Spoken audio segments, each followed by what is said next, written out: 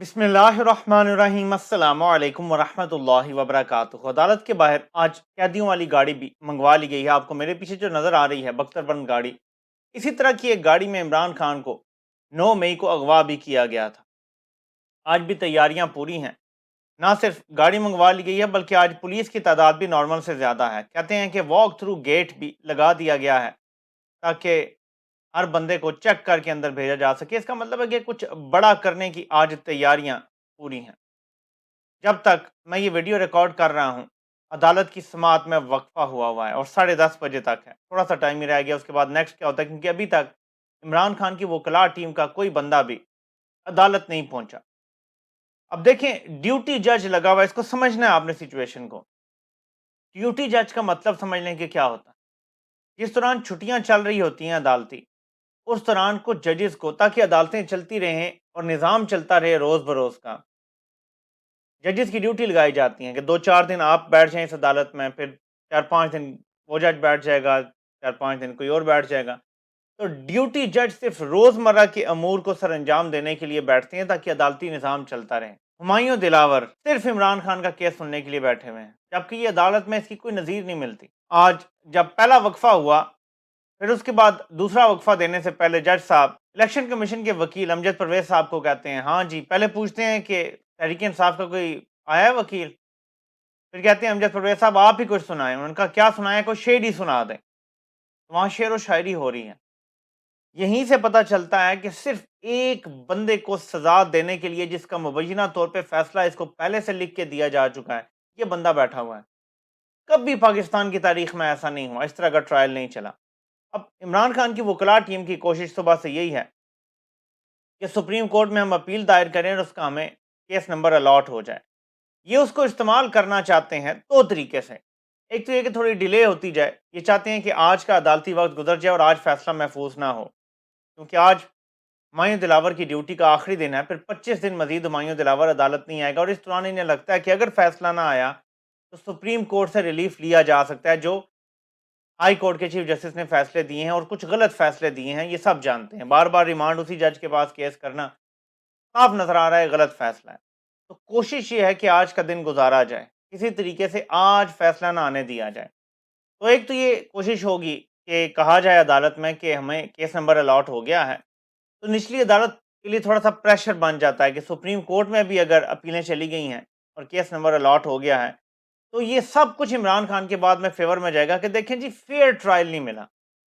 एक तो है ना मेरिट्स पे केस देखना, लेकिन इमरान खान के इस केस में एक तो ये नाकाबिल समात है, अदालत की जुरिस्डिक्शन नहीं है, और एक फेयर ट्रायल भी नहीं मिल रहा। ये तीन इतने बड़े पॉइंट्स हैं कि किसी भी बड़ी अदालत में इमरान खान को इन तीन पॉइंट्स पे रिलीफ भी मिल जाएगा और वो बाइज्जत बरी भी हो जाएंगे। उनको मेरिट्स पे जाने की जरूरत ही नहीं होगी केस के। अगर ये कैंगरू कोर्ट से इमरान खान को सजा भी देते हैं तो किसी बड़ी अदालत में ये टिकेगा नहीं। सिर्फ आमिर फारूक इनकी उम्मीद है और आगे अपना काजी जब आ जाएगा, लेकिन उस पर बाद में आते हैं। ये वो हलफनामा है या वो फॉर्म है जिसको गलत फिल करने पे इमरान खान को सजा सुनाई जा रही है।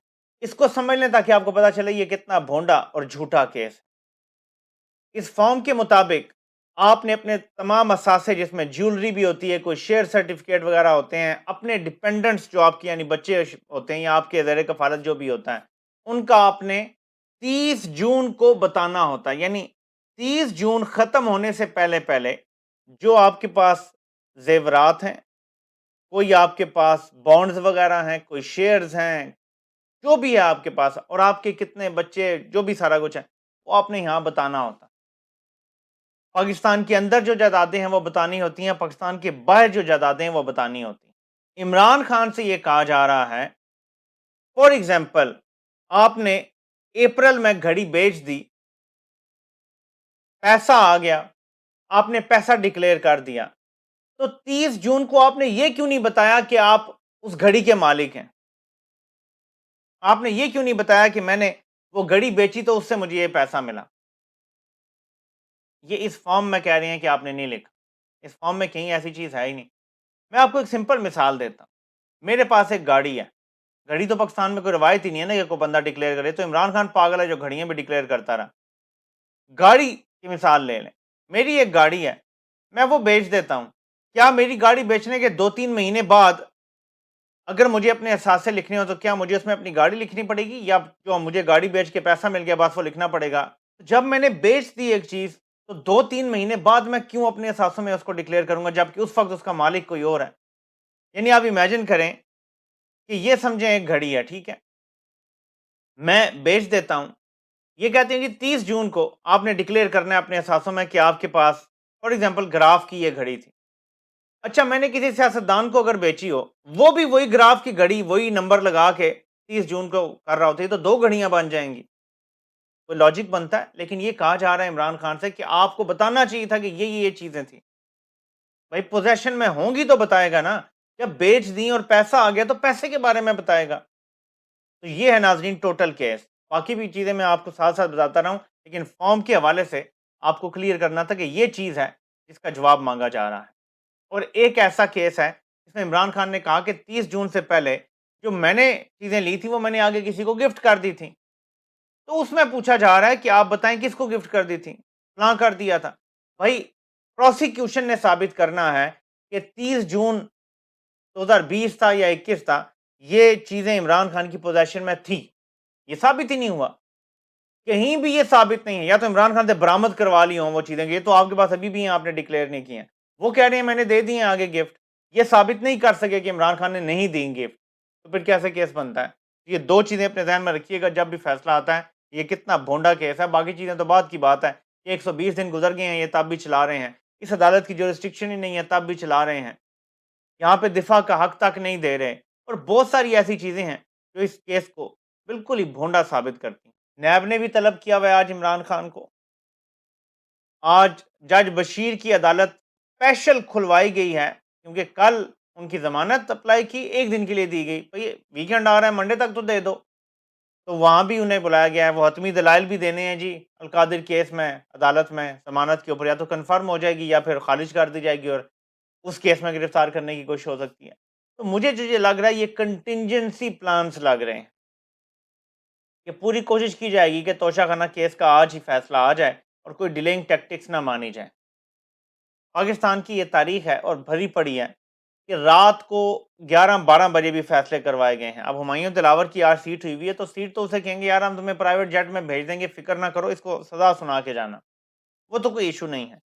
تو ڈیپینڈ کرتا ہے، دیکھیں جس طرح جمعے والے دن عدالتی وقت 12-12:30 بجے تک ہوتا ہے، اسی طرح جتنا بھی عدالتی وقت ہوگا اگر وہ گزر جاتا ہے تو کیا اس کے بعد بیٹھیں گے جج صاحب؟ کتنی دیر بیٹھیں گے؟ کیونکہ 10:30 تو آلریڈی ابھی میں آپ سے بات کر رہا ہوں تقریباً ہو گئے ہیں، کتنی اور دیر لگے گی؟ کیونکہ آج صرف فائنل دلائل نہیں ہونے بلکہ افریش کا مطلب ہے کہ نئے سرے سے خواجہ حارث صاحب جو عمران خان کے وکیل ہیں وہ دلائل دیں گے اس کیس کے قابل سماعت یا ناقابل سماعت ہونے پر، ان دلائل کو وہ جتنا چاہیں لمبا گھسیٹ لیں، گھنٹہ کر لیں، 2 گھنٹے کر لیں، 3 گھنٹے کر لیں، دیتے جائیں۔ اچھا وکیل تو کیس کو لٹکانا جانتا ہے کیونکہ اس وقت انصاف کروانے کے لیے آج کا دن گزارنا ضروری ہے، کیونکہ منڈے کو سپریم کورٹ کھلے گی اور وہاں پہ این ممکن ہے کہ کیس نمبر اگر آج الاٹ ہو جاتا ہے تو منڈے کے لیے لگ جائے، اگر نہیں بھی ہوتا آپ دیکھتے ہیں کیا رزلٹ نکلتا ہے اس کا، لیکن منڈے ٹیوزڈے کو یہ سپریم کورٹ میں کہیں نہ کہیں لگ جائے گا اور اس کے بعد امید ہے کہ انصاف ہو جائے گا اور اس کیس سے عمران خان بچ جائیں گے۔ کنوکشن ان کو زیادہ فائدہ دیتی ہے، اگر یہ کنوکشن کے بغیر عمران خان کو کسی اور کیس میں اٹھا لیتے ہیں جہاں عمران خان صرف ملزم ہے تو ان کا مقصد پورا نہیں ہوتا، کیونکہ جہاں عمران خان کو گرفتار کرنے کے لیے انہیں ایک بہانہ چاہیے، وہاں ایک نیریٹو ضروری ہے بعد کے لیے، یار دیکھو نا کرپٹ ہے، اور عالمی جو ذرائع ابلاغ ہیں ان میں بھی یہ پھر خبریں چھپیں گی کہ عمران خان کرپشن میں جیل میں گیا ہے، کنوکٹڈ کرمنل ہو گیا ہے، یہ لگانا چاہتے ہیں کہ نواز شریف کو ہم سزا یافتہ مجرم کہتے ہیں تو یہ عمران خان کے نام کے ساتھ سزا یافتہ مجرم لگانا چاہتے ہیں۔ تو آج کا دن صرف عمران خان کے وکلاء کی ٹیم کی ایک سٹریٹجی ہے، ڈیلے ڈیلے ڈیلے، کیونکہ باقی تو کچھ نظر نہیں آ رہا کہ کوئی بار کونسل نے اسلام آباد بار کونسل نے کوئی ہڑتال کی، ابھی تک تم کنفرم نہیں ہو سکا اس بارے میں کچھ بھی، کوئی اعلامیہ نہیں آیا وہاں سے، کل لگ رہا تھا کہ اچانک پتہ چلے گا کہ سب نے ہڑتال کر دی ہے، ہو سکتا ہے کوئی ہنگامہ آ رہا ہی وہاں پہ ہو، وکلا کریں کسی کو اندر نہ جانے دیں باہر نہ آنے دیں، یعنی کچھ ایسا کریٹ کر دیا جائے جس کے بعد آج کے لیے فیصلہ دینا ناممکن ہو جائے، کیونکہ دیکھیں قانون یہ کہتا ہے کہ نہ صرف انصاف ہونا چاہیے بلکہ انصاف ہوتا ہوا نظر آنا چاہیے، فیئر ٹرائل آرٹیکل 10 جو پاکستان کے آئین کا ہے وہ گارنٹی کرتا ہے کہ ہر ملزم کو فیئر ٹرائل ملنا چاہیے، کتنا بھی بڑا جرم کیوں نہ کر لیا ہو کسی نے۔ یہ تو صرف ایک خانے سے دوسرے خانے میں ڈالنے والی چیز۔ ناظرین، آپ سے انشاءاللہ پھر ملاقات ہوتی ہے۔ اللہ پاک آپ سب کا حامی و ناصر ہو۔ آپ سب کے سننے کا بہت بہت شکریہ۔